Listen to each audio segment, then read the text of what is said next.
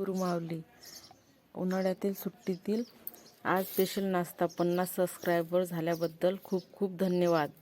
चला आपण बोलूया मस्त आलू वडा रस्सा.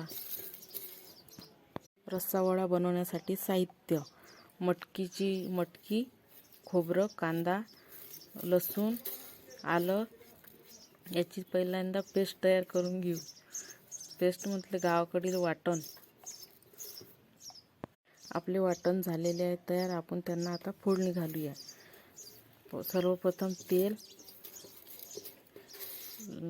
कांदा, टमाटर, नंतर आपण वाटलेले वाटण छान मिक्स करून घेऊया. लाल तिखट, हळद, मीठ, गरम मसाला तोही घरगुती बनवलेला ते पूर्ण एकजीव करून थोडा वेळ मंद आचेवर शिजू द्यावे. नंतर पाणी टाकावे. पाणी टाकल्यानंतर थोडा वेळ अजून झाकण ठेवावे. नंतर मटकी त्याच्यात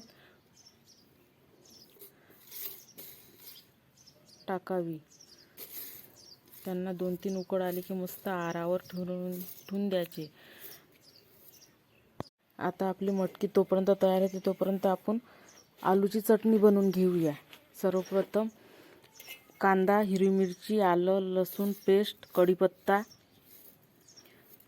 हे पूर्ण एकजीव तेलामध्ये होऊ देणे. नंतर त्याच्यात आपण आलू टाकले ते मॅश केलेले. आलूची चटणी मंद आचेवर होईपर्यंत थोडा वेळ थांबावे. आलूची चटणी झाली की ती थंड करून त्याचे छोटे छोटे गोळे करून घ्यावे. याचमध्ये खूप वारं सुटलं म्हणून आम्ही गॅसवर पुढचा प्रोसिजर चालू केली. वडे तळून घेतले. वड्यांसोबत मस्त हिरवी मिरची रस्सा. तुम्ही पण या खायला. माझे 50 सबस्क्रायबरला खूप खूप धन्यवाद.